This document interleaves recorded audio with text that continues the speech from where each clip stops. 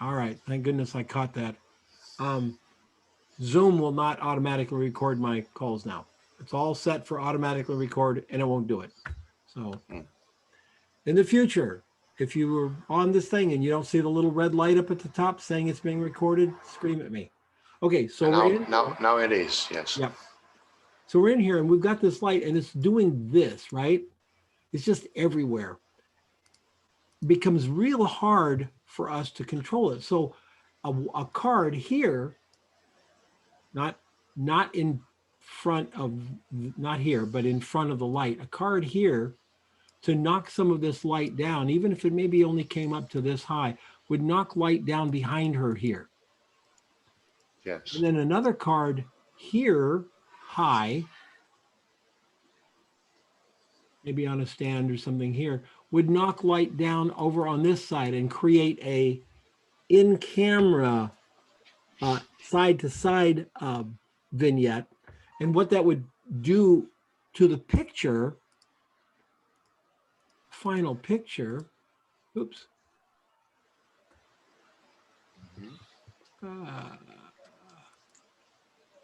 Is make it come in a little bit dark here, but darken this side up over here so she stands out without blocking it up, Now, could you do this in Lightroom?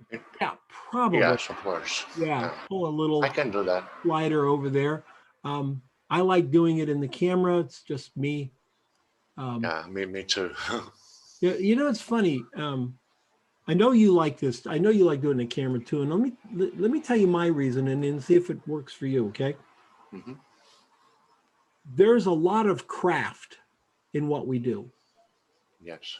And if we as photographers give up the craft and say, oh, I'll just shoot it and I'll fix it in some magical AI formula somewhere, I'm afraid we're going to go the way of the dinosaur because nothing that's really easy to do is worth anything. For instance, someone who can operate on your brain makes more money than someone who operates a cash register at the Quickie Mart.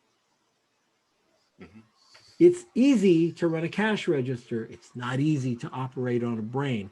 If we lose the craft of what we do, I'm afraid that we will lose the value of what we do and at the same time. So yeah, doing it in cameras, that's my thing. Great shot. I love this. I mean, yeah, and you're right. She did owe you. Thank you, Dan. Always collect. Nicely done. Is this her as well? Yes. Yes. And the second one is the book. Yeah. Yeah, that one. And this is same umbrella? Same umbrella, but I took off the reflector, 7-inch, we call that. Uh-huh. Because I wanted a more feathered highlight shadows for the butterfly lighting. Okay. Yep. And you got it. Yeah. You got it. This is what I call the plate of the face, and the plate of the face is lit very nicely. You're not filling it from the sides, so as we go around the cheek here, it goes dark, and that pulls the plate of the face up forward. I like the book in her hand, and then your background is just going darker because that's a brighter wall in reality, correct? Yes, it was actually very bright in the house. Right. Very, very bright. So this is actually the inverse square law going on here. So it's farther behind, so it's getting less light. Yes. Yeah, very cool. But I actually, in light meter, I wanted a 30-70, 30% ambient and 70% flash. Okay. And because I did that just with the flash, and when the background went totally black, and kind of more darker than this one.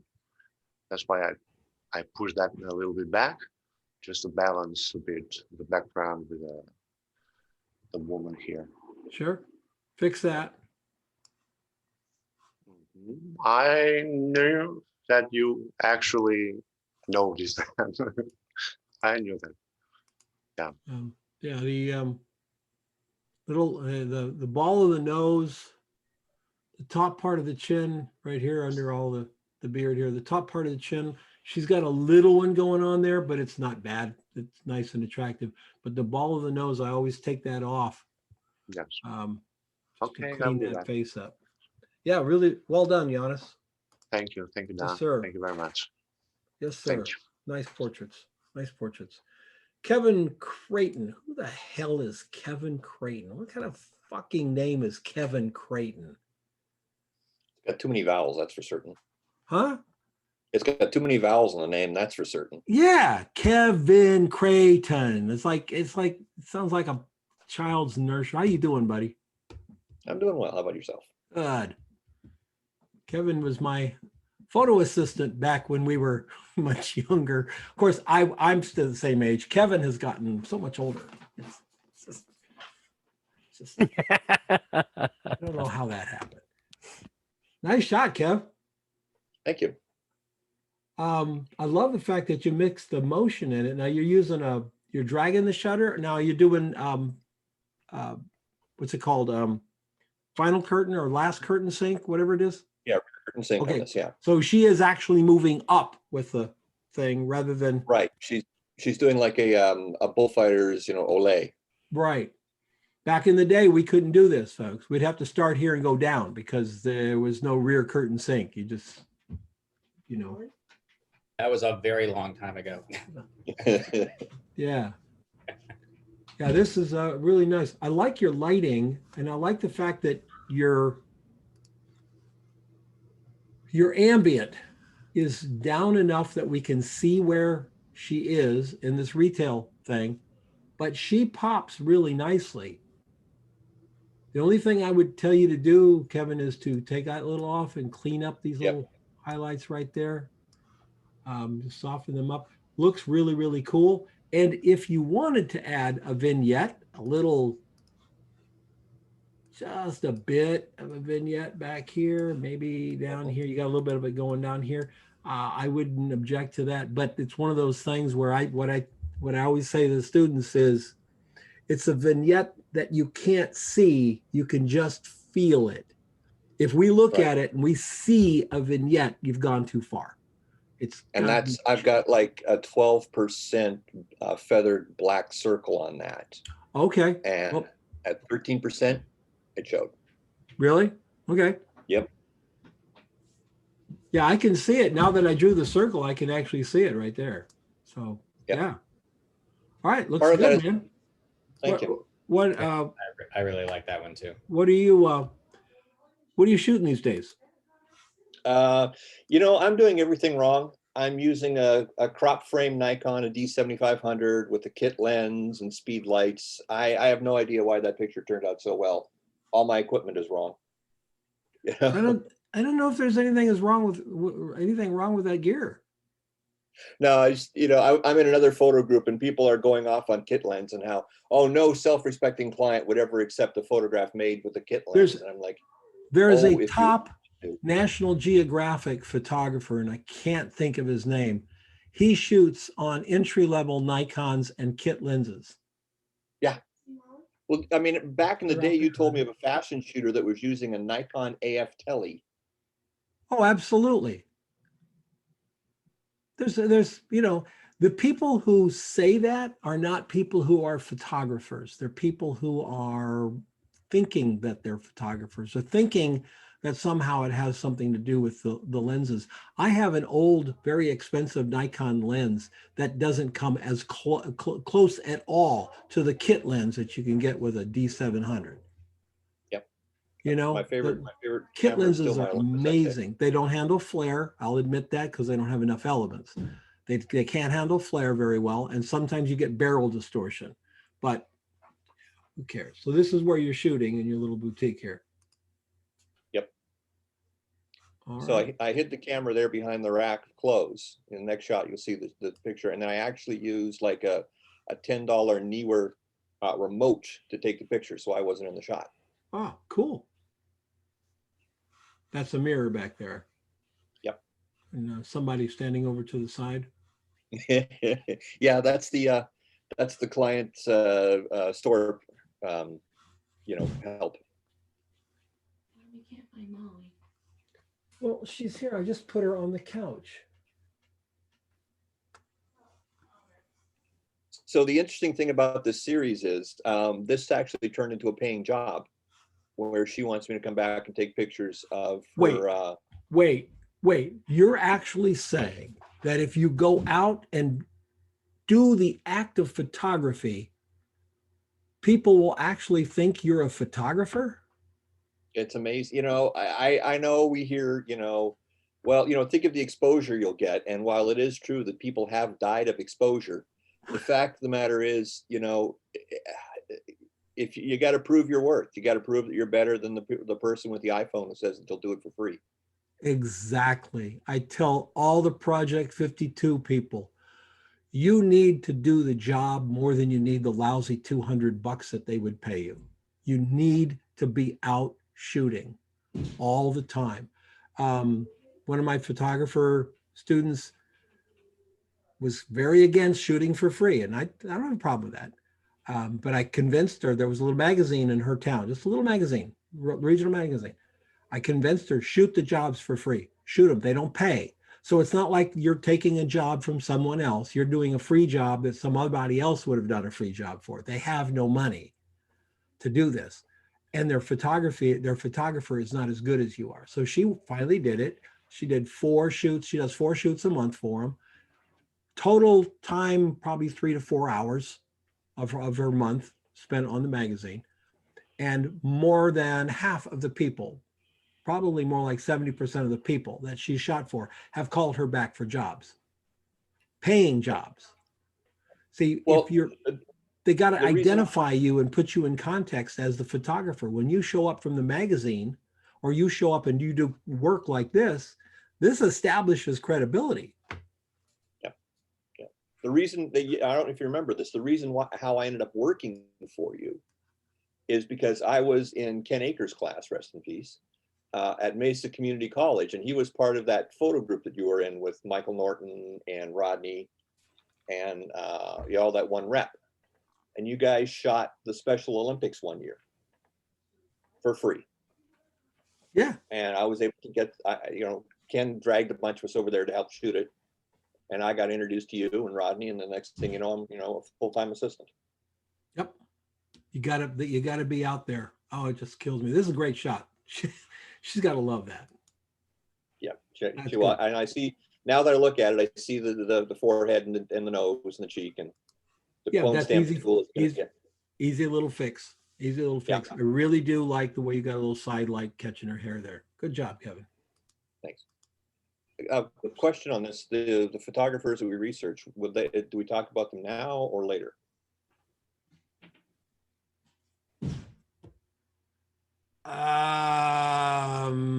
That was probably left in from the class, but if you want to tell me something, go ahead and tell me. Yeah.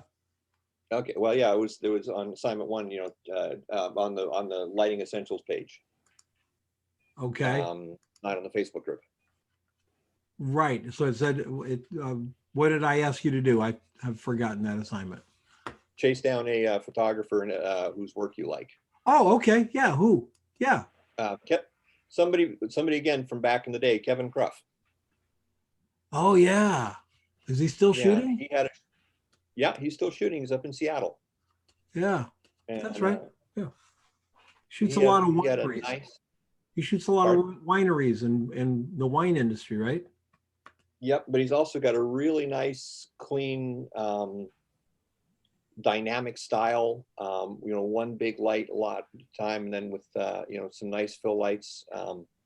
And I like the fact, that people tell me, well, you can't shoot portraits with a wide angle lens, and my response is, oh yeah,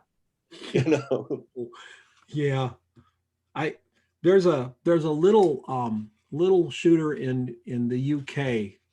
He's not very big. He's just a little guy. His name is Platten. I think Platten would disagree with you can't shoot a portrait with a wide angle lens. All right, cool. Giannis, did you see that as well? Do you have somebody that you like? No, actually, no. Okay. To tell you the truth, no. Okay. Do I have to say your name or what? No. You don't have to. No, you don't have to. No. All right. Because this week I was so, with my work, it was too busy. That's why. All right. Well, very well, good. All right. Sorry, next time I'll tell you next time. Thank you. That's all right. All right, Terry McDermott. Hey, Don, how are you? Good. Okay, so we've got a lady in her nice little car. Yes, it's a T-Bird. It's a 56 T-Bird. Yes. So thinking about where to shoot people, I'm volunteering in parking cars and helping out at Cars and Coffee every Saturday morning. Okay. And the majority of people who bring their cars are men. And often there's couples and stuff. But this lady, this was a family car. Somebody in her family bought it originally, and it was abandoned in a family barn somewhere, and she rescued it and restored it. And so I said, hey, I'm taking a portrait class. Can I take your portrait? And so I just thought it was kind of fun because car people, they get pictures of their cars, but they don't often get pictures of themselves with their cars. Sure. Now, what you used a 28 to 105 at 44 millimeters. Now, let me ask you, Terry. You've got a lot of depth of field going on here. Yep. That does not contribute to the shot. And I'm wondering why you didn't shoot it at 105 at that's an f4 lens. Oh, back up further. Yeah. I'd So be it at 105 and I'd go to f4 for the Okay. minimum amount of distraction in the back. That would pull her off the back. Okay. Yep, that would make sense. And actually, so in 8, I was keeping her on the side of her car. And if I go much shorter than that, I would lose the part of the car. So I was trying to keep part of her car. So right. Yep. I think if you get back though, you could probably get this same frame on the 105 from a distance, unless there's another car where you have to stand. They're all parked there. So part of the challenge is in this kind of situation, you can't move anything. So like if I was going to say, hey, let's go take a picture of your car at a cool place, we could do everything. But here the challenge is this is where it is, and these are all the cars around it. Now are you Lightroom or Capture One? CNX2, a Nikon program. Oh, okay. I don't know that program. No, it's actually an old program. It had the original U control points or whatever they call them that Nick used in the. I would open up the plate of her face a little bit. Okay. Brighten her face a little bit, and then I would take the background down a little bit, 10%. Oh, okay. No more than 10%. That would bring her up a little bit. I think her face, see, these tones are getting very close to the background tone. Yeah, they are. Yeah. Pull her face up a little bit. Okay. Yeah, cool. So you not only did shoot a person, you actually did a photograph a stranger assignment. Yes. Oh, is that? Yes, I did on a stranger. Yeah. So. And I actually really liked the second, that other one, the wide one, but it didn't show her car. And I thought, well, if I'm going to show what she's doing, I should show her car. So that's why the other picture. Yeah. But I kind of like this one better, and the stupid light poles. Here's another thing that happens when we go out to shoot a portrait of somebody with their car like this. Go out to shoot this thing, and we struggle with the fact that it's at, there's other cars around. Yep. We try to figure out how to not to show the other cars, right? Yep. What if we flip that script though? This is exactly where this car is with those other cars. Mm-hmm. Instead of trying to get rid of them, embrace them. Yep. Say, okay, what can we do? Maybe we can shoot the front end of this car with her leaning against it, picking up the front end of this car over here, which looks like a Volkswagen. I don't know what it is, but yeah, it might be. Don't try to hide the fact that you're in a car show. Yeah. Exploit it. Yeah. That's like the first one that you were looking at. There was originally a red car right behind her. And that one there. There was originally a red car behind her. So now when it left while we were getting ready to do this, so I lost the redness behind her there. But yeah, see, I wanted to leave all the cars to show that she's at a car show. The red car behind her would change this picture. Yep. Yeah. I was disappointed it left, but you should have run screaming and yelling, no. no, 5 more minutes, please. Yeah. And, you know, actually, I've wondered, I'm not sure what our different classes are supposed to be, but there's a really old guy, and heavy set old guy, and he's got this beautiful red hot rod that he just loves. And he comes and he brings a chair and he sits there, and every so often he dusts it off. And I thought he would make a really cool picture. And I bet nobody has ever asked, can I take a picture of you in your There car? you go. So, There you go. Well, thank you. next week's is environment. So Oh, see if you could talk him to, you know, maybe say at the end of the show, pull, you know, go somewhere within a mile so it's not Yeah. out of his way. Go somewhere that you've picked out and say, okay, get there. Now put him in the shade. uh-huh. Can't be in bright sun because the car will just simply reflect that little ball of sun and you won't Oh, geez. get Yeah. it, right? That's, So get him in the shade somewhere, under a tree at the, you know, the north side of a building, somewhere mhm. where it would be cool and get a shot. Yep. Yeah. Cool. All Thank you. right. Have a Jay, great day. is Jay here? Jay's not here. But Carl is, right? I'm here. Yeah. Hi, Don. Hi, Carl. All right, so we've got this young lady in the ring. They're in the ring. That's the behind the scenes. I think she was like, she did hoops. It was like aerial hoops. So it's kind of like form of dancing, I guess. Uh-huh. But they kind of like spin around and it was interesting. They do all these like different kind of poses. There was a lot of like just body stuff I'd never seen before. But Very yeah, so it's cool. interesting for, I think, as a photographer, because she did there's so many things that they can do with the hoop. Yeah, very But- cool. Your color balance. What did you do for color balance? You know, that was actually, I thought about that in my head. Like, I forgot to set the color balance. So then I was using whatever was in my camera from what I had said before. And then I switched it when I was doing this just to, Looks to me like you had like- your camera set to flash. no, I had it set to, I think it might've been cloudy. And then I set it to sunny later because I just did those two. Yeah, I don't. But yeah, I meant this to have doesn't the look gray like- card, but I just forgot it. Yeah, this doesn't look like cloudy because she's got a lot of blue in her skin tone here. From the sky. If you're on daylight, she's going to go blue. If you're on cloudy, it should have warmed this picture up a little bit. So what you got to do is, are you using Lightroom or Capture One? I'm using Lightroom. Okay, go back to Lightroom and change the camera setting to cloudy or something like, and see what it does. Okay. Because you know, you can, it doesn't matter what you shoot it at. If you're shooting in RAW, it doesn't matter what you shoot it because you can always change it in Lightroom to whichever one you should have shot it at. I know because I shot a whole gig on tungsten once All right. outside, and so everybody came out really blue. And we just, you know, it's an instant fix. I like this very much. Be careful with your people that they don't strain their neck there. Do you see that? Now she's Yeah. doing it because she's leaning back, right?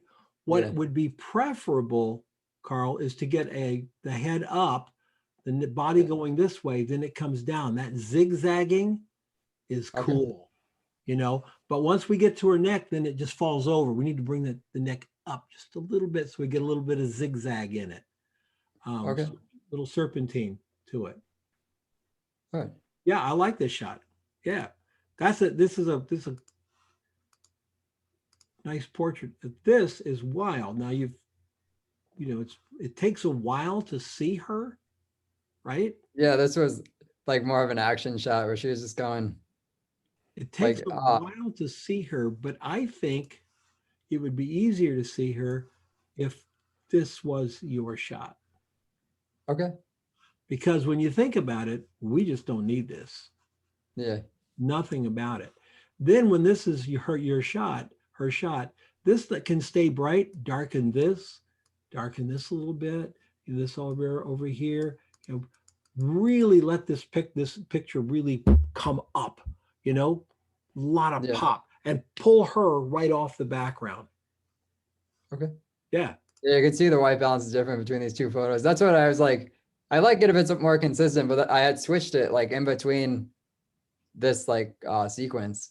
So it screwed me up because I was like, some of them are like this color cast and some of them are this light other color Sure. cast. Sure. Can I ask Carl a question? Oh yeah. Yeah. Carl, what app stop did you use here? Uh, Because you don't I- mention that there.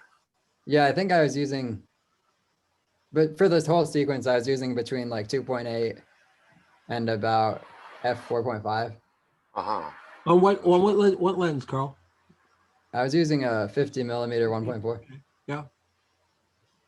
Yeah, because some of them I wanted a little bit more depth, so I'd go to like 4.5, but I didn't want the background that much either, so I was trying to get it. Well, I didn't want to.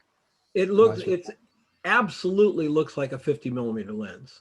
And the reason is you've got her legs going behind you. This is a dangerous pose because we don't see her legs. It shortens her, right? Had you used a telephoto, we probably would, she would look so flat and scrunched up that it would look either better or much worse. Okay. You got to try it, right? Kind of thing. But when you're having her come at you like this, have her swing to the side so we can see her legs coming out. Having them right behind her, actually it defeats the purpose of being on the ring, because what we want to see is her elevated over the ground. And it's really hard to see that with this, but that looks really, really fun. You could actually probably do a shot. You could crop this thing. That's what I was going to say. Like that. Super tight, Super and tight. then in a square would look really interesting. Yeah, and if you look at that, just look at that square, all of a sudden her legs, that being shortened back there, don't bother me nearly as much. Okay. See what I'm talking about? Yeah. And Bother me nearly as much. You'll see that it's there because you won't be distracted by anything else. Right. It'll look like she's busting through the wall or something. Like, Oh, you know what it is? Let me tell you what it is. I think this is the fact that when we're looking at this, we have two subjects. We've got her and we've got the ring. Yeah. You bring that in and we don't have all this stuff up here, the ring becomes the prop and we back to her. I can see it in my head when I do this. That becomes really a picture of her. I mean, not to go too far with this, but it almost could look like she's busting through a portal from another world if you tighten it enough. All right. Yeah. Yeah, I know WordPress has the circle crop. I like that. It's like the only, for some reason, sometimes I use WordPress just to get the circle crop because I can't get that in like Lightroom as far as I know. I think it's all like rectangles and squares. You use WordPress? What do you mean? Yeah, and on the WordPress website, like when you're making a WordPress website, it has these different templates, and then in one of them, it's a circle, but it crops your photo into a circle. Oh, I wouldn't do that. I'd still leave I'd make it a square. Okay. Carl, a square. All right. Yeah. No, don't do it a circle. Okay. I'm not real fond of those weird shapes. All right, very good, man. Very good. Right. And we have Glenn Harris. Hey, Glenn, how are you doing, my friend? Hey, Don, fine. Thank you very much. And who is your lovely model here? Oh, that's my daughter, Emily, and grandson. And your grandson, all right. Yeah. Leaning up against the wall.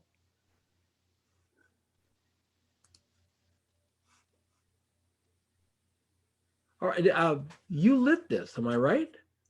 Yes, I used a 16 by 30 gridded softbox off to camera left with just a speed light, just they're west facing, so it was taken in the morning, so there was a lot of shadow, and I just wanted to fill it more than anything else. I didn't want it to look obvious that it was lit, but just when it's all natural light and the photographer hasn't done anything, I think you've got a 50% chance of getting a hit.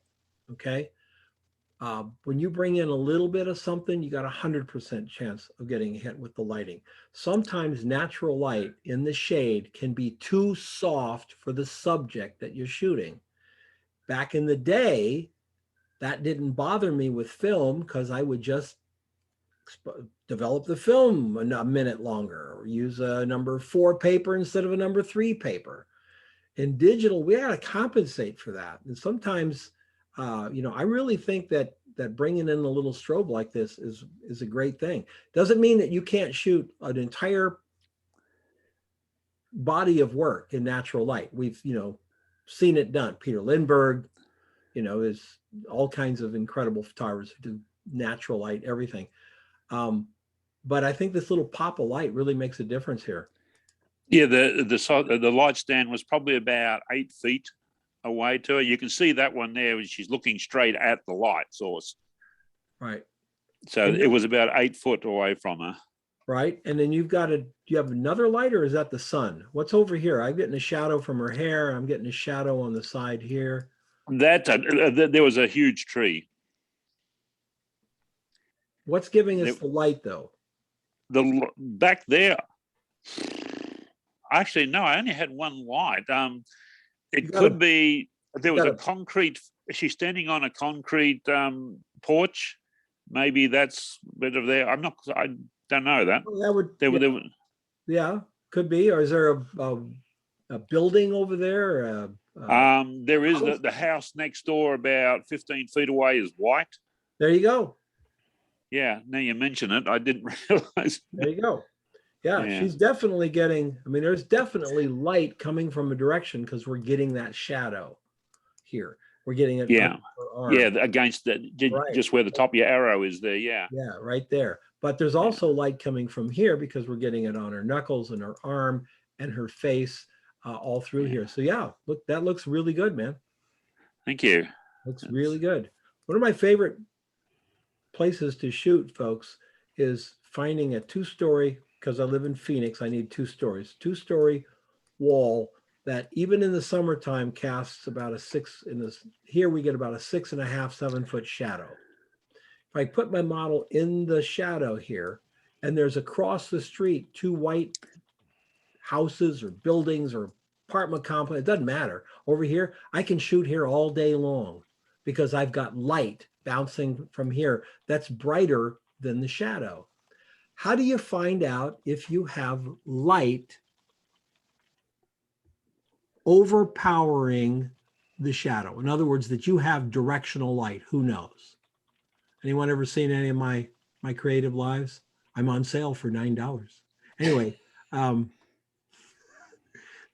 got to tell you, Glenn, the first time I walked into a bookstore and saw my books in the bargain rack for $3, it was like, oh. I actually bought one for $3 because I didn't want it to be there. So anyway, so what you do is you go into the shadow and you turn towards the camera. So you're facing the camera. Take your hands and spread them like this and put them 6 inches from your shirt. If you can see the fingers, the shadow of the fingers, you have directional light. If you can't see the direction of the fingers, you do not have directional light. You have pure ambient. And if you have directional light, you've got modeling. You can turn one way or another and have the light hitting the face from that direction. If you don't, you might want to think about putting up a white card, putting up a reflector, something to get that directional light back. Yeah, on this one, I didn't really, now that you've mentioned it, when I set up the light because I wanted it to be flattering for her, and then I saw what was happening to the door, and I liked that it was some light because it helped with the separation of the dark scrubs. Right, yeah. And I guess I wasn't. That this reflection of your light source is certainly not coming from your softbox because she's in front of it. Yeah, yeah. That reflection is coming from something over here.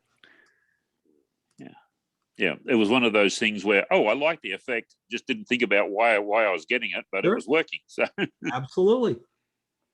As long as it works. Yeah. As long as it works. Thanks, Don. Yeah, Sophie. Hi, Don. Hi, Sophie. How are you? I'm fine. And you? Very good. Look at this beautiful portrait. Oh, I love how you caught her in the mirror here. Yeah. And it was good because Karina is my first, I shot her in the same studio for my very first P52 assignment. Oh, the So- stranger assignment? No, not the stranger one. I did not the, I started late on the, I didn't do the, so anyway, the first assignment I handed over for P52. So she was sitting in the chair under the light box. That's where I shot her the first time. If I remember right, this is a tiny room. I know, it's like so tiny. And I thought, oh my God, how am I ever going to get it to work? And actually, it's interesting. Sophie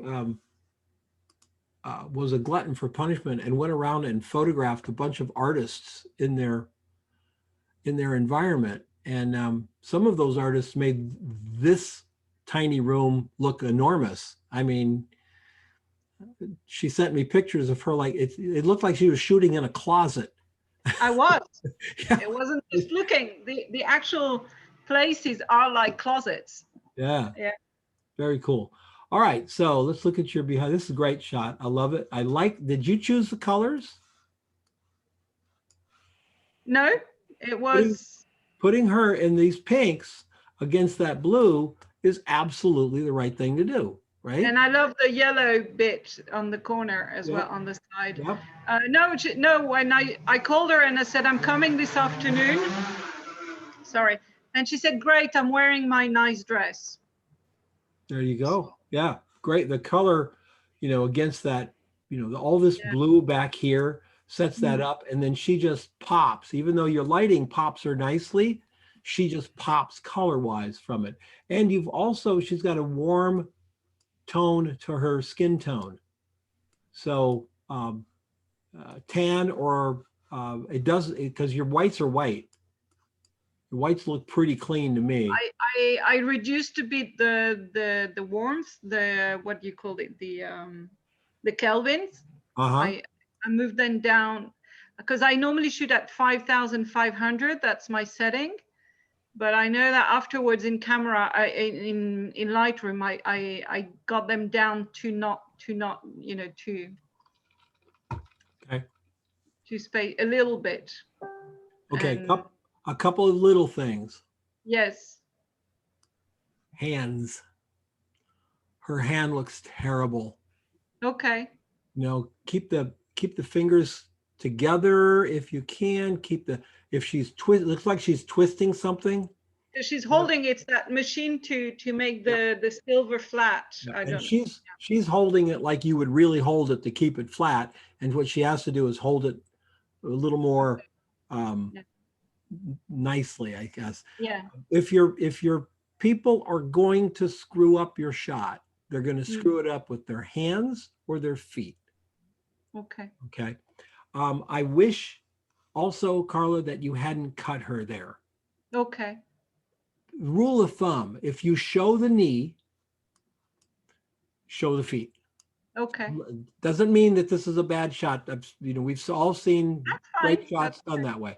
But it just, if we see the knee, because there's nowhere between the knee that we can really comfortably cut that image, because she'll start, now you got her right just at the ankle so she doesn't look stunted. Yeah. But if you're shooting somebody and you cut here, you can run the risk of them looking, stunted down. If you go above the knee, anywhere in here, you can, boom, all the way up here, right? We've all done that. You can crop it anywhere. But if you show the knee, hit the feet as well. But if I was cropping it, I really wanted the reflection in the mirror. Yes. And I would have lost that if I cropped it too much. So. When you crop, what do you mean cropped it? Like if I resized it to crop it at the knee level. When you shot this, her feet's in the picture? No, not while shooting it in post-production. No, I'm saying her feet are in the shot? No, they're not. Oh, okay. Had you backed up just a little bit? Yeah. Of course, in that room, I don't know if you could. So. No, I could have backed up a bit. But what I mean is in post-production, I couldn't do it anymore because I would have lost the I would lose the reflection in the mirror, which I thought really added to the portrait. Yeah. But you know, also, Sophie, it would be nothing wrong with making this Yeah. a Okay. square photograph. Ah, okay. All So right. Yeah. very nice. Okay. Very nice. Look at your, Yeah, I did the other one, which it's like, oh, let's try it. So that's just she's lit with natural light by standing by the window. by the street. Yeah. Are you out? Is there a window? No, she's I'm standing. outside and she's just at the doorstep of her shop. My favorite place to shoot. Yeah. Open up the door, put your people in the door, put a Yeah. flash in the behind them, bouncing off the wall for a backlight, and you can shoot all day long, folks. Just gorgeous light. All right, very good, Soph. Thank you. Yes. All right, we've got Lauren. Hey, Don. Hi, Lauren. Okay. All right, so this is a job you're doing, am I right? This is actually a friend of mine that works at the community college. And I called her and said, hey, I'm doing a class. I've got an idea. And so we talked on the phone for 2 or 3 days. And she says, I know exactly what we can do. And she gave me some ideas and I told her, let's do the PowerPoint and let's do one out in the campus. Cool. Just natural light? That is all natural light. Okay. You got a lot of depth of field going here that I'm not crazy about. Okay. Remember that if there's type in the picture, our eyes are going to be drawn to it. It's Okay. a human thing. We want to read it. This competes with that we want to read, right? You Right. want them to read that. We want to read that. That competes with it. I dropped that aperture back a bit. I could actually crop that a little bit too. Yeah, maybe. Not too much though. I think having this blue over here and this blue over here is a nice little element. So, all right, good. And then I've got the one where she's at the PowerPoint PowerPoint. right Oh, up there. okay. And this is all natural light, conference room lights. Yep, I think you should have taken a light. Put it over on the right-hand side. Absolutely. We got a shadow and a shadow and a shadow, and it's just really competing. Plus, very dark here. We got no texture in her hair. Get that light in there. Get that, always, even if you just have to bounce a couple of strobes into the ceiling, Mhm. these overhead fluorescence or overhead tungsten lights are not your friend. Maybe they work for the ambient, but there you can see it's too busy, right? And look at this, we got a shadow here and a shadow here and a shadow. Nothing wrong with the shadow. We just have too damn many of them. Okay. So it pulls us away from it. You could probably pull her up a little bit, but yeah, cool. Cool. Don't be afraid to take lights, everybody. Take those lights with you. You bought Just a them. little, way out of my comfort zone doing this. So that's why I'm taking this class. It's all right. There you go. We'll get you there. Dan. Hey. Hi, Dan. You got I like that. 3. Oh, go back a couple. Never tell which one's the first one. Is that yours as well? Yeah, that's my behind the scenes, and the next one, there it is. All right. So this is your shot. Yep. Good use of depth of field. It was piss and rain. All right. So the light was really flat, and I used a strobe as a kicker. When you say a strobe is a kicker, the strobe is behind them kicking? It's at a camera left with a Camera small left. softbox. Okay. Skin tones look good, which is hard to do in a rainy day. The skin tones always come out icky on a rainy day. So what's going on here is that's your. Yeah, it was pouring rain, so I covered up with a trash bag in my hat. That's where we were. They're standing like by this pole. Yeah, between those two orange sticks, basically. Okay. That's a long ways away for your strobe. Yeah. Speed light? Yeah, speed light. I actually moved it up a bit. Okay, because I'm thinking that even at full power, that's pretty far away. Yeah, I was probably 8 or 9 feet Okay. away. All right. And it was, But you know what it's doing, and we know that there's something happening here because we've got light under her cap and light under his hat. So that speed light is definitely kicking in some fill, really nice fill. And what I like about the delicate use of the fill light, see, well, look at this as she goes around, we get a little bit dark in here, a little bit dark in here. What I like about this very subtle use of the fill light is it doesn't look flash lit. It doesn't look strobed out, strobist look kind of thing. It's very nice. And then your depth of field is working for you real well. And your aperture? F4. I was using 85 millimeter. Okay. Unfortunately, it's just slightly soft because I took the camera off the tripod. What was your shutter speed? 180. I should have went to a higher sync speed because just there's a little bit of camera movement you can look at. Yeah. Used to be what the rule of thumb was, you could hand hold at 1 over the focal length. Right. Right now, for me, it's 1 over half the focal length. Yeah. Funny how cameras have become more unstable. Well, you know why? Who knows why we get camera shake with digital and we don't get it with analog cameras? Who knows? Is it because of the image stabilization? Like kind of. No, it's because of the shutter lag. Oh, okay. That makes sense. So I was always known for sharpness. I mean, I could shoot sharp handheld. When you click the shutter of a film, Nikon, Canon, Yashica, it doesn't matter. When you click the shutter, it takes a picture. I mean, it is so instantaneous. All that happens is the mirror pops up and you take the picture.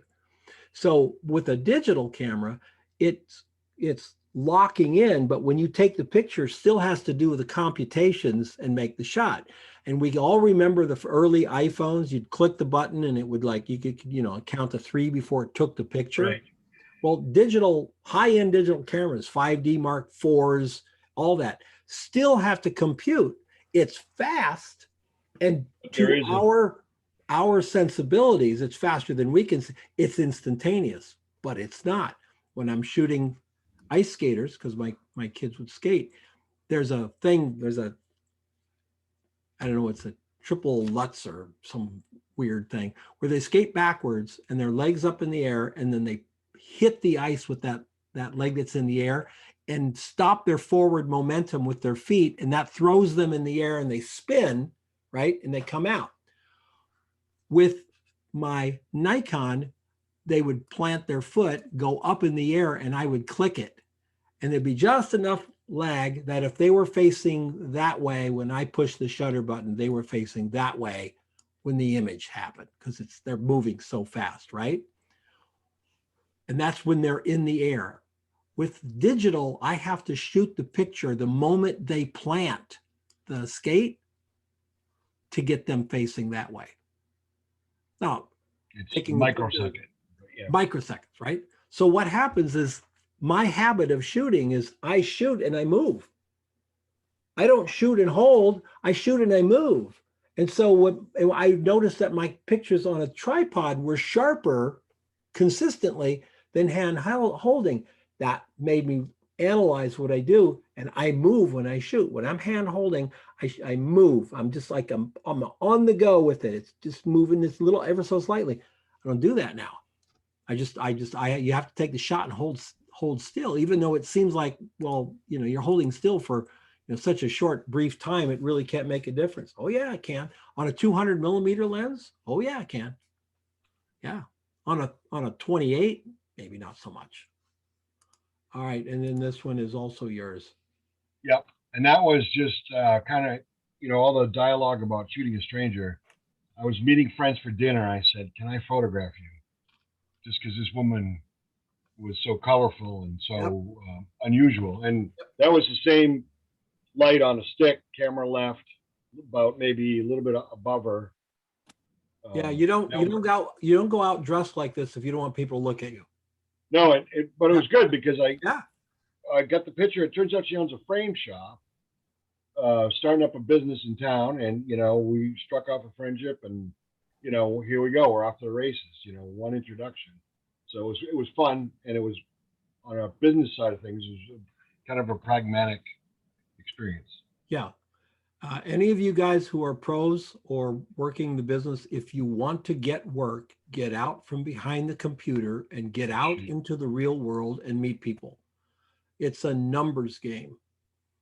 It's not your portfolio. It's not what you dress. It's not which blogs you read. It's how many people you meet. It's a numbers game. All right. Judy. Yeah, go ahead. Oh, Judy. Hi, Don. Hi, Judy. I like how you got the light on his face here. That's from his LED. You can see the LED in the top left corner. Oh, okay. Yeah. That's what he's using for his tattoo work. Right. Yeah. Yeah, that's cool. Look at the emphasis it placed right there on his face. Really nice. Yeah, I had to bring that out in post. I did a dodge and burn. I did the dodging on his face and the shoulder there, and then I burned the background. Yeah, yeah, and you did right. The only thing that we've got to do about that background, is bring his hat back. We're losing his hat. Yeah, I see that now. Gosh, I didn't even maybe see that. Brighten this up like over to the plant just so the hat stands out just a little bit. Okay. There's a technique, Judy, if you go on Google, you know who Onmesh is? No. Pix Imperfect on YouTube? No, but I'll look it up. Yeah. He has a tutorial on how to create a rim light. Oh, okay. That's really, really cool. Create a And rim. when you watch it, you gotta go, oh, that makes total sense. That has to do with selections and whatever. But you could add a little bit of rim light feeding, maybe like there's a light up here, Oh, okay. that would really help that. Okay. Yeah, cool. Yeah, I did that. I was really nervous when I did this because his shop is not just his shop. There are a lot of other people coming and going and other tattoo artists. So that day that I took that shot, he's my next door neighbor. So I know him pretty well. And he's been, he likes looking at the stuff I do for you. So he's very supportive. And I told him that first day, I may not get anything and I might have to go back a second day. And the first day, I didn't have that octabox. It just came the morning of the second day. Oh, okay. So I was just using the ambient light. They have those, and the light, his LED is what really gave me what I needed though. Sure. Yeah. But you had a main light with the LED for sure. Yeah, because he's too far away from the window. But this really turned out nice. And that's, I took the octabox that day. I came that morning. I just got it an hour before I left. And I thought, well, I'm going to give it a shot with this. That's your first softbox, right? Yes. Well, I have a rectangle one that I use for still life, but this is my first octabox. Yeah. Yeah. Very nice. Thank you. Nice blending of ambient and strobe. There's a tendency sometimes to overdo the strobe, but you kept your ambient in there well enough that we've got, nice tones on that side of his body. Now, those are tungsten lights. Right. So he's orange over here and he's blue over here. And these are orange over here as well. And you can see what tungsten does to color. It just mashes it, makes it ugly. Okay. I would say go back in carefully. Are you a Lightroom or Capture One? Lightroom. Okay. In Lightroom, paint this back. Be careful around it. Paint it back with your brush. I do it with the red on so I can see it. right? Okay, yeah. And then dial your color back. Dial Oh, your warmth back and take it back to more natural looking color, and then do the same thing on his arm here. Just dial it back a little bit. It won't take very many points to go back, but it'll get. so when you're talking about the color, you're talking about the tint slider? Yeah, no, not the tint. The Kelvin slider. Oh, okay, okay. No, you're not going to tint it. That's changing everything. You're talking about it's the warmth of it. You know, warm and cool. Warm slider, okay. Yeah, the warm slider. Dial that back. Yep. Yep. Okay. Yeah, and you'll be surprised what it does. Orange doesn't make any other color look good. Those of you who like to shoot food, if you're shooting in restaurants and they have tungsten lights, they will make your salad look really icky. Because orange and green is not a pretty mix. Right. All right. Nicely done. Good job. And good job with your very first Octobox too. Thanks. Yeah. All right, Don, we got a bicyclist here. Max, the cyclist.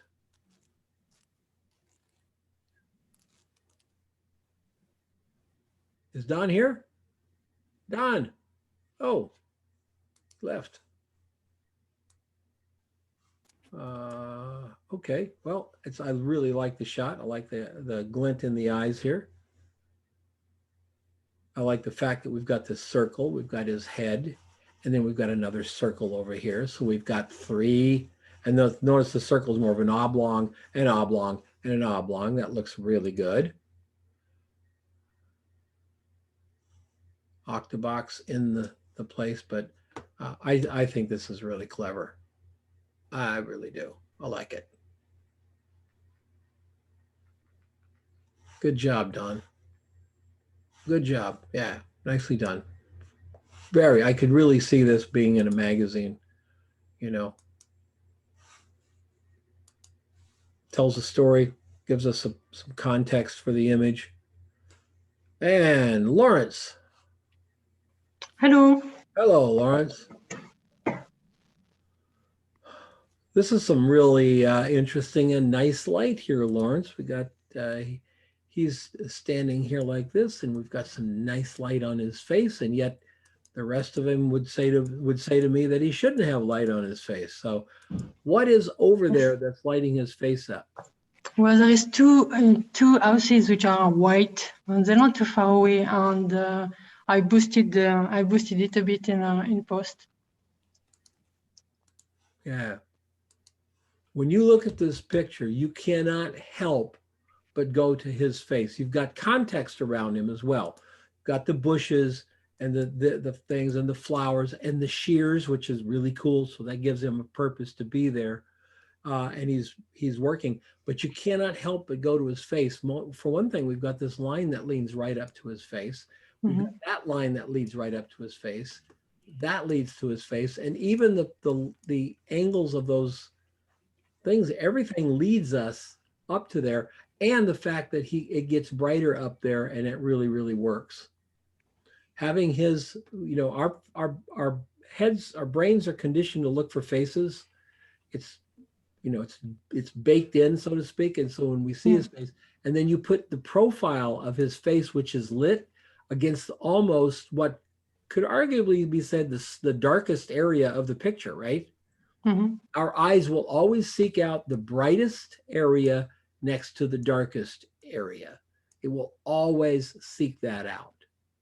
And so everything ends up being there because nothing else is that bright against something that dark. Well, tiny little things like that leaf against that, but that's not what our brain is looking for. It's going to be a combination of the face and the lighting there. Really nicely done, Lawrence. What lens? Thank you. Got up here? 28 millimeter on. Yeah. So it's a Micro Four Third. It's a zoom 14-40. Yeah. So that's well. And you're at 28, so basically you're at a 50 millimeter lens. Yeah. On a full frame. Yeah. The normal lens. All right. Cool. So that was the antithesis as we were supposed to do, and it's not working here anymore, obviously. Okay. I like the dapple. I love dappled light. I know, and I hear people say, "Oh, you should never shoot anybody in dappled light," and I think they're crazy. I think it, you know, if you want to make your stuff stand out, that's really, really nice. I would tell you that I would get rid of that one right there. Okay. I wasn't sure about it because he's got one in the neck as well, and yeah, the one on the I neck wasn't sure doesn't, if one on the if I neck doesn't should. bother me. Doesn't bother me at all on the neck because it's not the face, right? But Okay. if you remember what we were just talking about, that's a light area surrounded by skin tone, right? Yeah. Our Yeah. brain is going to seek it out. When you bring Okay. this down, we're going to seek out his face. We're not Okay. going to seek out that anomaly. Very good. Very good. And by the way, when you hear everybody saying you shouldn't photograph in dappled light, and it's a consensus, you know, like if you're on some Facebook group and 75 people tell you never to shoot in dappled light and only 3 people tell you to shoot in dappled light, the fact that 75 people are telling you not to is an indication that you absolutely should.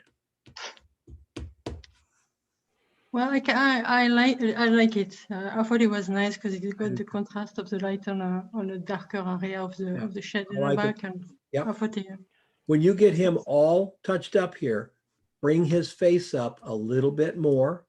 Okay. Okay, because his skin tone and that white door kind of close.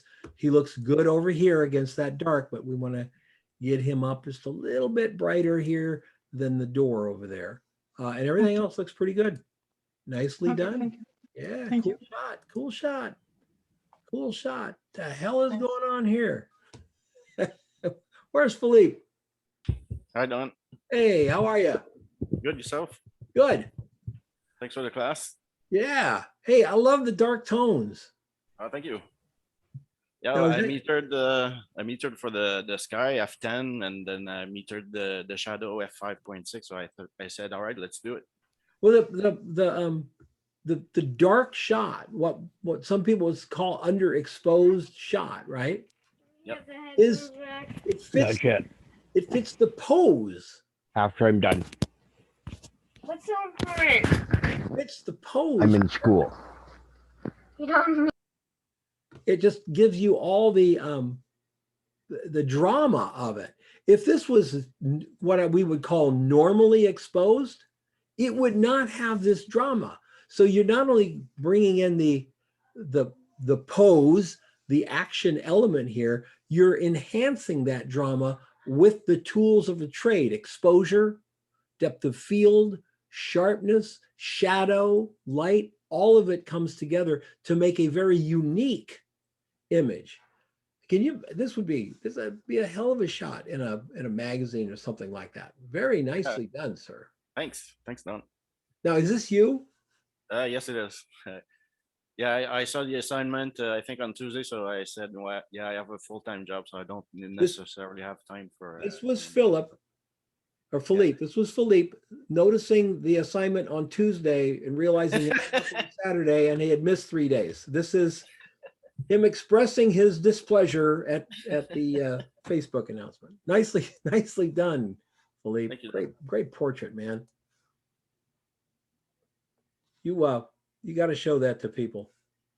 You got to show that to people. All right, and okay. And that's at the office. So, yeah, I chuckled a bit earlier when I heard people say you shouldn't shoot wide lens. This is using a 7.5 Minolta f4. Right. It's a little flat for me. I think you could really do something with some, sculpting of light in post, do that. But you're not going to get in this. It's a very interesting picture. All I'm picturing is, can you imagine this shot on a 40mm lens full frame? How boring that would be.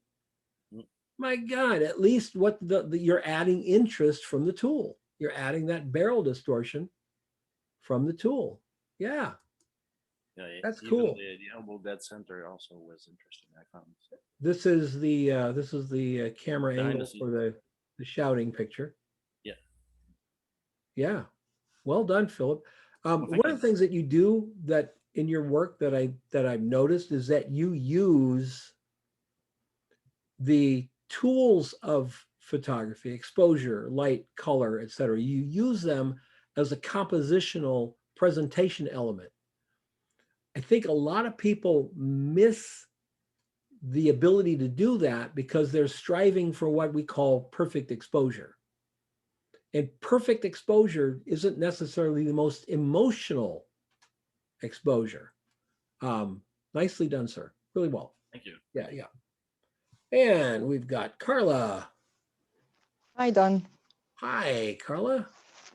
Hi. I have a quick question, Don. Yes. Where is the line between commercial and editorial? There is none. So because now I see my photo is like, I don't know if it's more commercial or more editorial. There is none. It's the use of it, Carla. Okay. Editorial has always been used as a stepping stone to advertising. Okay. Okay. You shoot editorial for 4 or 5 years, you gain more and more and more, fame and notoriety for your work. And then the ad agencies start calling you. You're not calling them, they're starting to call you. It's right now is where Chris Chrisman is. Chris is, had been shooting editorial for 15 years, and now he's getting the big bucks for the big assignments. It's just in the use of it. You have more freedom in editorial than you have in advertising. Okay. In advertising, by the time it gets to you, everything's been decided. She's going to wear this dress. She's going to stand here. This is the background. Here's our rented car that we're using. This is a committee has put it together, and you're going to come and put your tiny little 10% of your eye and your vision on what's already been created.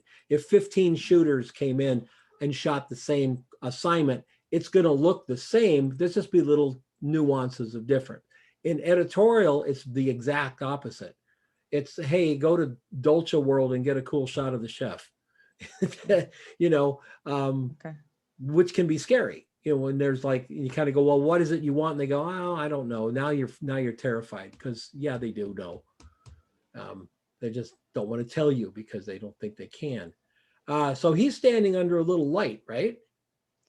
Well, it has 2 lights, and there is lights inside the kiosk as well, pointing towards him. So. Right. So I imagine it's this light right here that's doing this to him. No, there's a flash, like a speed light behind him. Behind him? Yeah, inside the kiosk. Okay. Like. All right. So is this shining on the back of him? Yeah. I think that's what is creating the rim. Okay. Okay.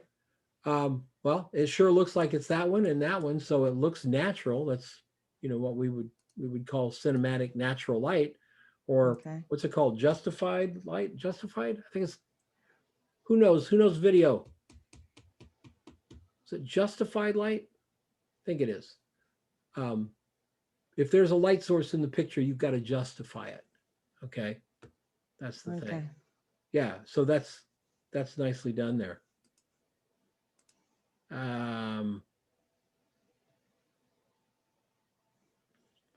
Really nice. Let's look at you. So you're using this big round softbox, and you've got something else over here.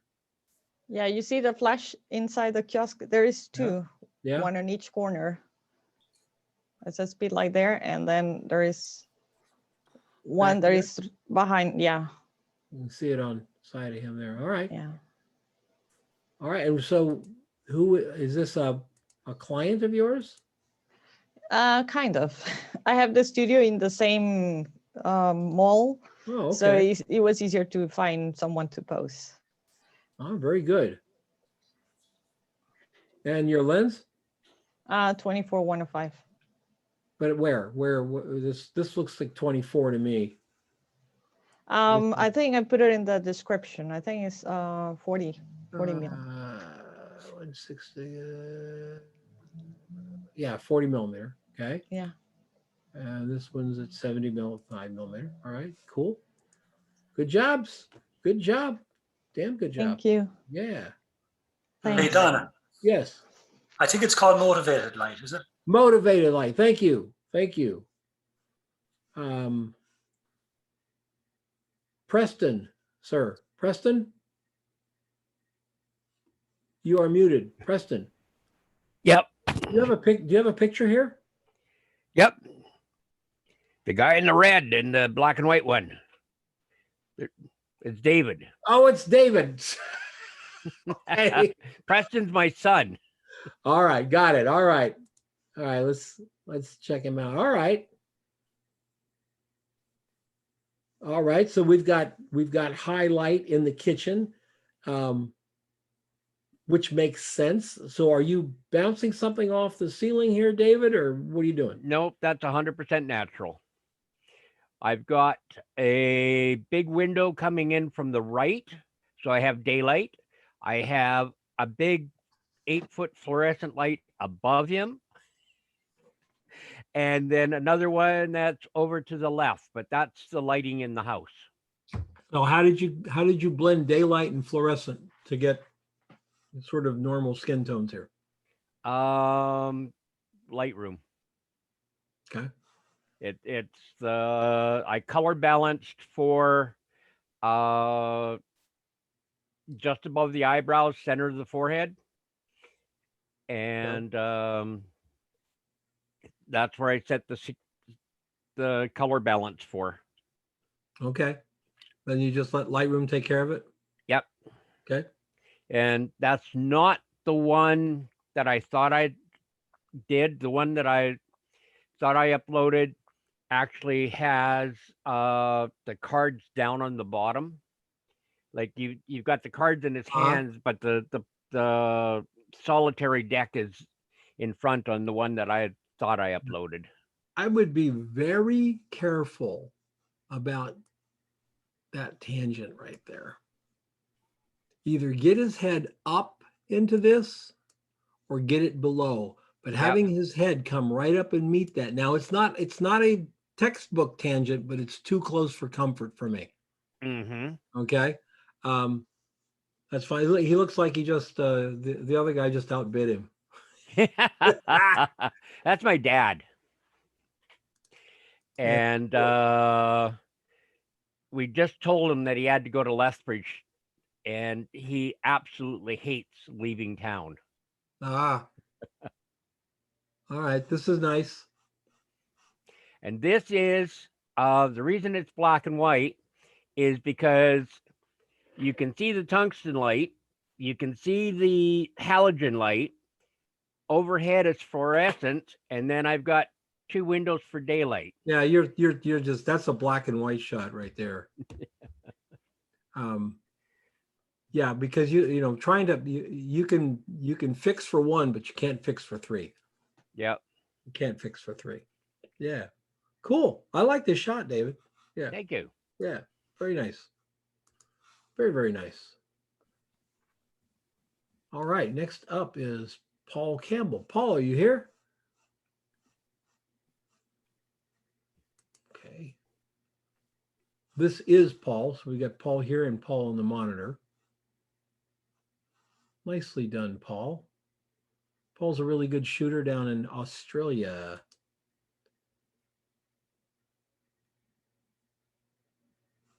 Softbox and this. Yeah, nicely done, Paul.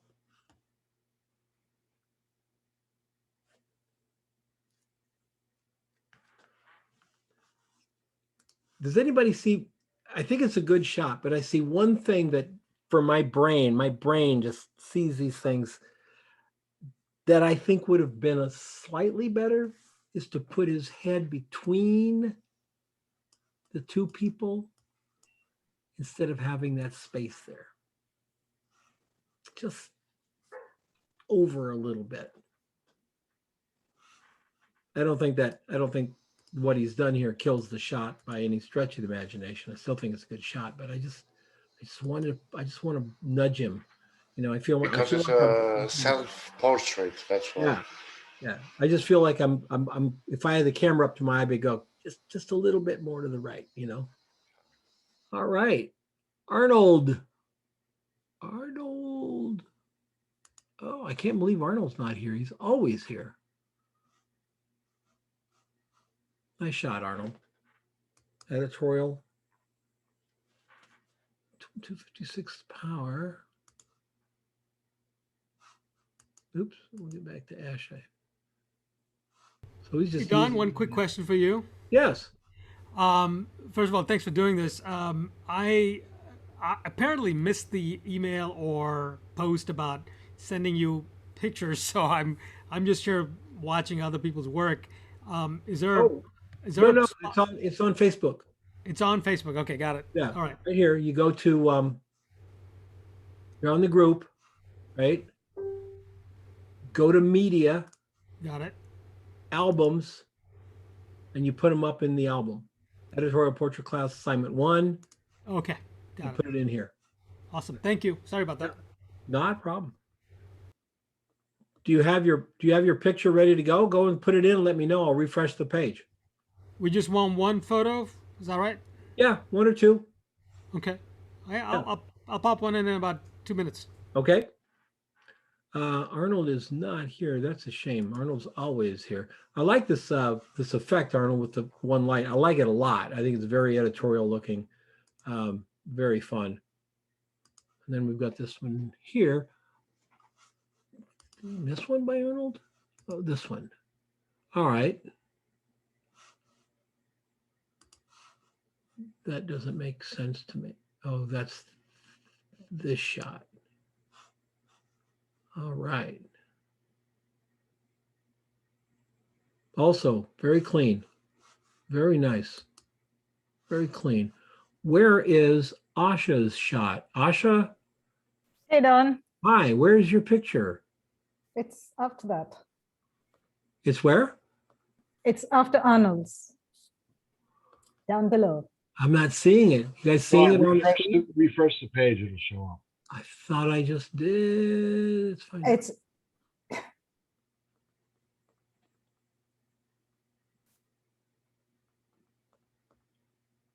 Come on. I think it's just loading. Okay.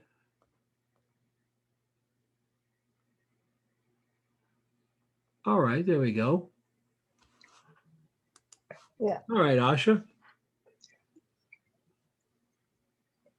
So who is this person? my son. Okay. I like the clean white background here with all the busy stuff up here. I think that's cool. And when we put his face, which is lit against the shadow side of the background and the shadow side of his face against the bright light part of the background, we have depth that works out pretty well.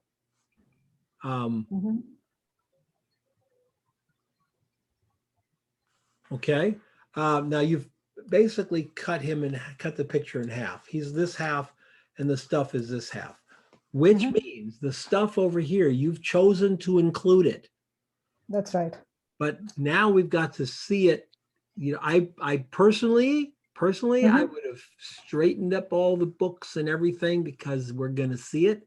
Or if you want it to be messy, because it's, you know, a young man's room would be messy, mess it up a little more. It's in the middle of being almost fixed up and not messy enough, you know? This is how he keeps it. So I've not actually done much over there. Yeah. So what I think is your picture is really, I think, here. Well, here. Okay. That's really your shot. Because as the way it is now, this doesn't help, or it doesn't help nor detract from the picture. It's just there. And it pulls the eye. We're always, you know, whenever there's books, we're trying to read them. Whenever there's stuff and this chaos over here, I just get rid of it and go with that shot right there. Then we go right back to the young man. Okay. Does that make sense? Yeah. All right. And that's how you did it. Yeah. Very cool. What do you got in here? Is this a speed light? It's a speed light, yes. Speed light. And 50 millimeter f8. Okay. All right. Very good. Very good. Nice portrait. And the other one is the blue one. The picture in the blue. Yeah. Oh, the blue one. Yeah. Same lighting? More or less. It's at a different place, so I moved it. The one on the left, yeah, that's the back BTS, yes. Okay. Yep. Oh, you built yourself a little white background studio right there.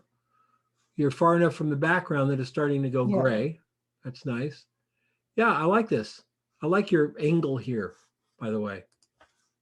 Leaning him across the page like that. I like that. I think that adds dynamics to a shot that may not have that much dynamics if he wasn't leaning. Now, did you turn the camera or is he really leaning over? He's leaning over. I'm straight. Yeah, because ahead. his hips look kind of flat here. So when he leans into it, there's a lot of dynamics that's coming out in the shot. Also 50 millimeter at f8. So you're on a 7D, so it's cropped. Yeah. It's about a 80, 70 millimeter lens. Very nice. Super clean. Maybe a little bit more fill up here. Okay. You know, just a little bit more fill. Maybe open it up in Photoshop. He's getting a little dark down in here, especially where the shirt goes black here. So we can pull that up a little bit. We look at your behind the scenes here. Yeah, that's the one. And you've got your fill card here, but he's sitting here, right? He's sitting just in front of that silver thing. Right. So he's sitting right in front. Yeah. Get this white card up here. Okay. It's too far back. It's not getting enough of this light to be bright enough for his face to reflect. Get it right up next to him. Okay. All right, very good. Thank you. All right. And we've got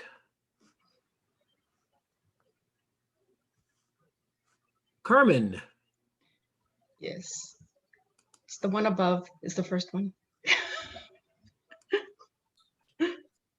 Oh, up here. That's normal. So a chef? Yes. And you're lighting this? Yes, there's a speed light behind him and a speed light through an umbrella in the front. Okay. You know what I really like is when photographers do this, and it's, I think, one of the hallmarks of pros, not as an individual, but as a group, is that we light the background instead of just letting the background go. By opening this background up, brighter actually than he is, we have much more feeling of dimension. So you've got a light back here, lighting something up back here, right? Bouncing on a wall or something, or? It was a speed light I just hit the wall with it. But yeah. So as you, with a stofan, it had a little stofan on it. Yep. And as you look at the picture, you can see the light getting darker coming forward. That is a darker white than that. You know, so we have this backwards sort of feeling, and yet he then is standing out perfectly from the background. Now, is that against the bounce on the wall, or is that a softbox? That's a shoot-through umbrella. Okay, shoot-through. Probably with a stofan. Yeah, I put stofans on everything. Yeah, absolutely, absolutely. Same thing. Let's look at that. Look at the light in the background back here, reflecting back here on the stainless steel, giving us light, and then he's in the middle. This is a really good use of lighting and reflection because it makes him stand out.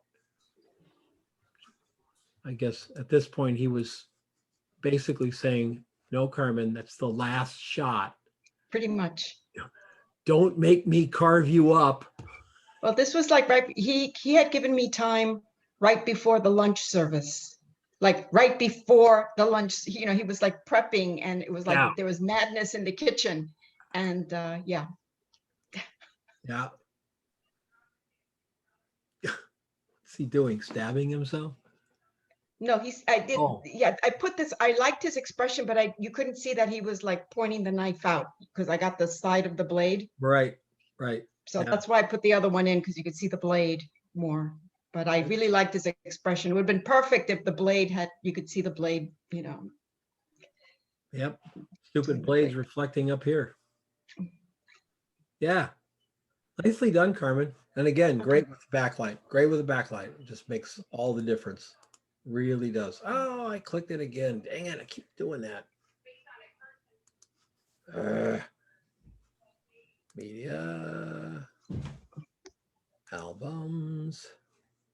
Boom. And maybe we'll have Seshu's picture in this one. All the way down to the bottom. Last in, last out. All right. Jerry. Hi. Jerry. Good morning. Good morning. This is nicely done. Thank you. I can't see it. I see Greg, champion from down at the bottom. You don't see, you can't see this, Jerry? I can see Oh, it, this Jeff. is Jerry. Oh, I thought you said Jay. I'm sorry. Oh, so this is your portrait of, is this you? That's me, yeah. Okay. Nicely done self-portrait. Really a nice feel to the whole thing. And he's nicely lit right here.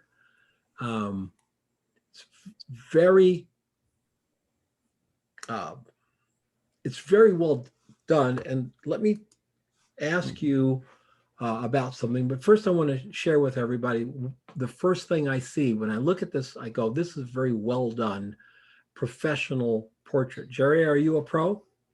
No. Okay. One of the things that I noticed is that there's an ambient light in the room here. We'll ask Jerry how he created it. Maybe he did it inadvertently, but created it. Notice the shadow areas don't go black.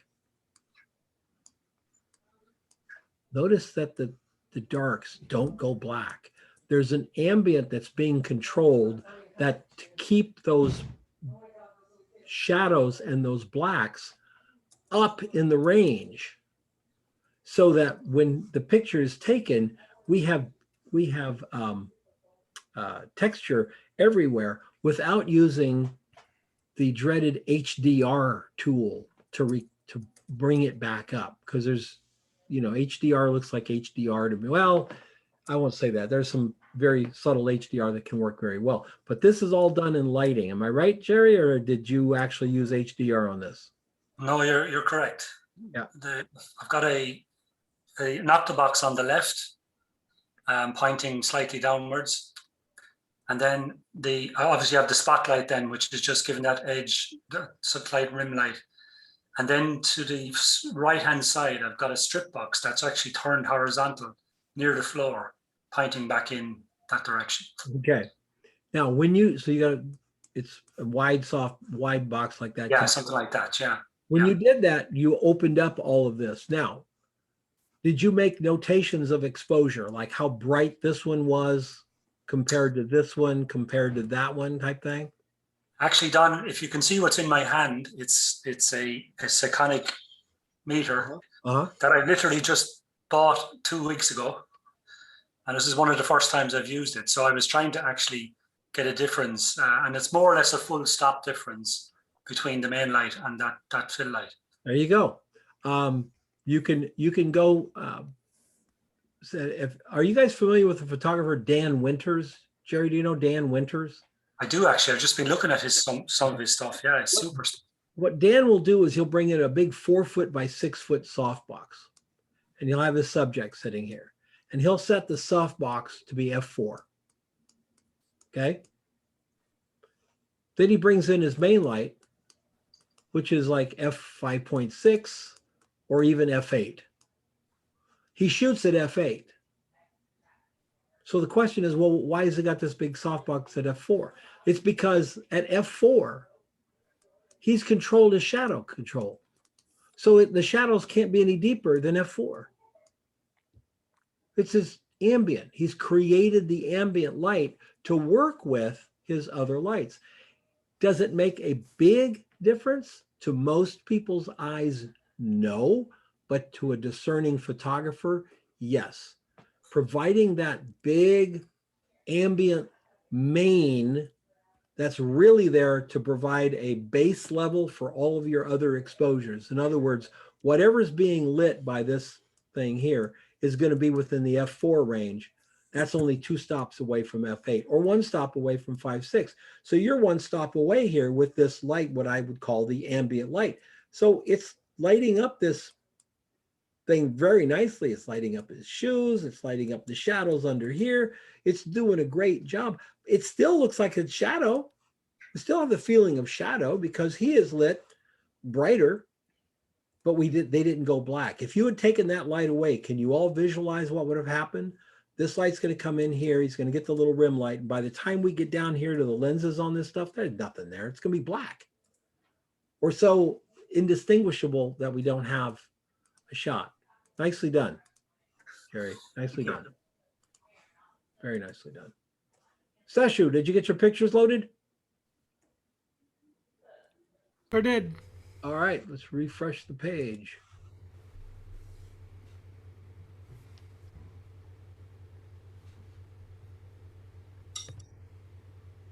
All right, so these are yours, Jay. Yeah. Right.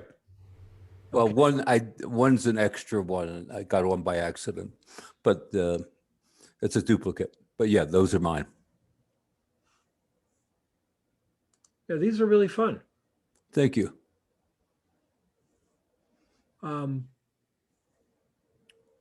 Yeah, cool. They're cool. I love the kitschy necklace there. The whole these are kind of very interesting, my friend. Thank you. Well, the story is that my wife has been taking clown classes since January. So I asked her to say, what did you learn in the last 7 months? And let's bring that out in these photographs. Okay. So that's what she did. One more on the light side and one more on the frantic side. So yeah, we had a good time. It was really a stretch for her, both she and I. Is that just a wall in behind her? Oh no, that's just a white seamless. Oh, okay. But I was thinking that what I could have done, and I still can do it, is change out the background from that to a black or another color, and just to give it a little more sparkle, or go to pick up a circus background from. Yeah, don't overthink it. Don't overthink it. No, don't put a circus background behind it. You just tell the story against that background. Yeah. Okay, great. Thank you. Simplicity. Yeah, sure. Sometimes just staying simple, Well, that was my original thrust. Yeah. Good. It's a good story. I'm gonna go here. If I go, nope. They're not coming in, Seshu. It's in there. I mean, I'm looking at it right now. It's under this one here. It is. Should be down below Jerry's. Let me go back to media. Hold on. No, it's at the very top of the page for me. Yeah, you put it in the wrong one. That's all right. Okay. You put it in assignment 2. You put it in this one. No, you didn't. All right. See, it's probably in cache somewhere, cached in there. So I go to media, right? Yep. And then what do I do? Go to albums. Albums. I don't follow directions very well, clearly. That's all right. Go to albums, and then they go in the portrait class assignment 1. Got it. Okay, give me one quick second. I got those right here. So let me pop them in. And then add photos. Got it. Dropping. Sorry about this, folks.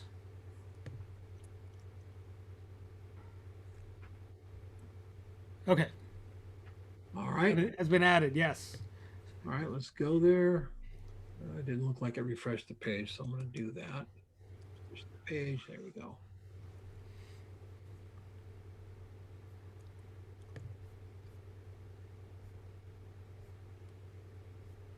Yep, they're there. tail end. All right. Okay. In the garage. Interesting angle. Tell us why you chose that angle. He is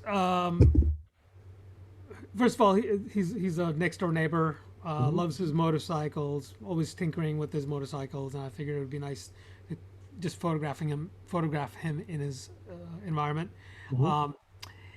The angle, honestly, I really wanted him to look even taller than he is. I think that was sort of the goal was to just make him look really large and tall, you know, and he's already a 6 foot something guy, so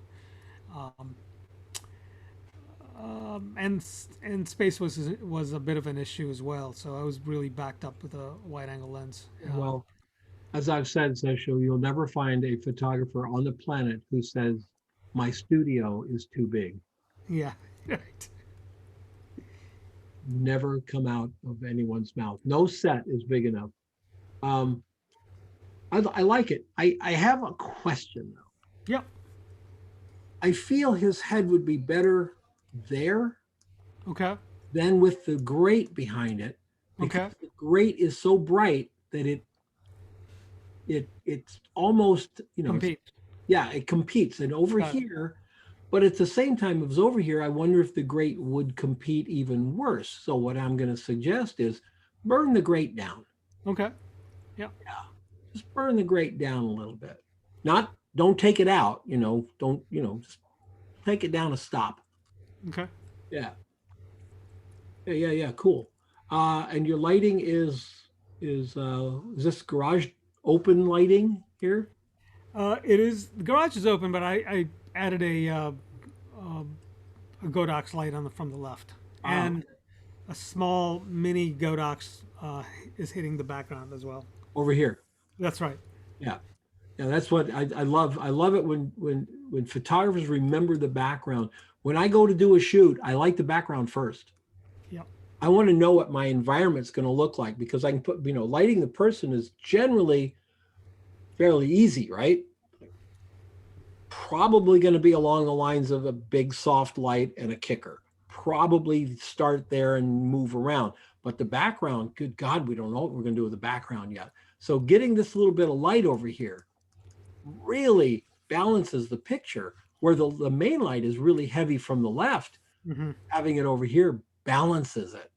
Yeah. When I started doing this, I didn't have that backlight, and it was like a black hole, you know, and there was like, it just felt sort of, you know, just a little forced. And I really wanted to just give it a little bit more dimensionality, just in terms of giving him a space to be in, kind of thing, you know, so. Yep. Oops. And that's just the door open, am I right? Nope. Again, on the same light. One light. Oh, is it? Okay. With a grid on. Yeah. You know, guys, I got to tell you, garage doors, big open garage doors and garages. If you have a situation where you can stand on the sidewalk and shoot into the garage, it's amazing. Awesome. Yeah, it's awesome light. Just incredible light. Today I could do that in my garage, except that standing on the thing means I would be standing out in about 117 degrees, which, you know, I'll put the subject out there. I'll stay in the garage. Of course, the garage is, you know, air conditioned, so it's probably 117 with no air moving. Really much more worse. I love this. I love one light portraits. I love one light portraits. It's really, really cool. Would you have added a little fill on the left hand side, just to give it, you know, he's separation from the background? Just gonna say that there's a part of me that says, you know, we needed to get a white card up here. Yep. Separate them, right? Wasn't thinking. But there's another part of me that says that's conventional. This works without it. So I have to ask myself, if it doesn't, you know, offend my sensibilities to not have it, then do we need it? Are we going to do it because everybody else does? Or are we going to do it because we need? I don't think you need it. I think the type of shot is that you're doing here, his hair going into the background a little bit is no problem at all. Possibly, says you pull the brick up right about there, that brick, just kind of, just a little bit in Lightroom, 2 ticks in Lightroom. But there's times when you look at a shot and it doesn't work. The hair disappears, the ball cap disappears. And there's times when you look at it and you go, that's purposeful. I feel that it's purposeful here. There's that great feeling of going into the light here. We have to fight against doing something because everyone else does it. Sometimes we want to do it because we want to do it. I'd stand up and own this picture, man. I really would. Cool. Yeah. Thank you. Yeah. All right. Very good. Hey, we got a first portrait class done. All right. And I figured it'd take us about an hour and 20 minutes. I think it was a little wrong. So once again, we're encroaching on 2 hours, but it's a lot of fun to go through the pictures with a little bit of detail. I hope you guys learn something by watching the critiques of other people's shots, and I hope it gives you something to think about. So I've got a quick question, Don, before yes. we go. Uh-huh. On the website, there's 4 assignments, but it lists 8. So will you publish the other 4 later? No, this is just a 4 assignment workshop. Okay. All right. Yeah. Perfect. Yep. Yeah, what I'm gonna do next year, I'm gonna do 6 4 assignment workshops. We're gonna do a 4 assignment food and a still life and stuff like that, so that I can take a month off.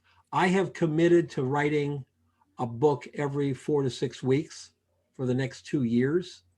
And, they're not 60,000 word books, folks. They're 20,000 word books, but I've committed to doing that. So I need to have that breather room. So that's what we're doing. Because I love doing the free workshops. I think it's a blast. I hope you enjoy it. I have a place that I'm going to put the link in here. It is my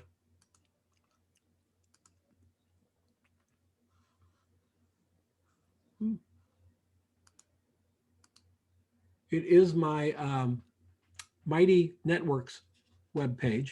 It's kind of like Facebook in that we have places where you can post and do things like that, but it's not Facebook. We don't have ads. We don't have trolls. We don't have tracking. No one tracks you here to find out what kind of things you're purchasing. I was telling a group the other day, my wife came in and asked me in my desk here about going up to Silver City. And I said, well, we could probably go to Silver City. And then we went to lunch. When we came back, I opened up my computer. You will not even be able to guess what the first ad on Facebook was. Silver City. How freaking creepy is that? I'm like, yeah, I don't like that. It doesn't bother me. I mean, it was great, all that, I can see that. But if they're doing that and they're not asking for my permission, the only way they could have got it is either through my phone, because my computer was not on Facebook. That pisses me off. So Mighty Network is, we are their customer. We are not their product. On Facebook, we're their product. I pay for my Mighty Network. I pay $250 a year to have this, to have my community there. You are all, this is not closed to Project 52. This is open to anybody. I'll put the link in the chat. So if you want to go over and join us there, be a lot of fun. Info is not in this meeting. Oh, sorry, everyone. There we go. If you want to join us, that'd be great. Glad to have you. So on that note, everybody have a great rest of your day. Have a great Saturday. Make some great pictures. We'll see you next week with the environment shot. Take care. Williams is worth the trip, by the way. Thank you, Don. All right, bye-bye.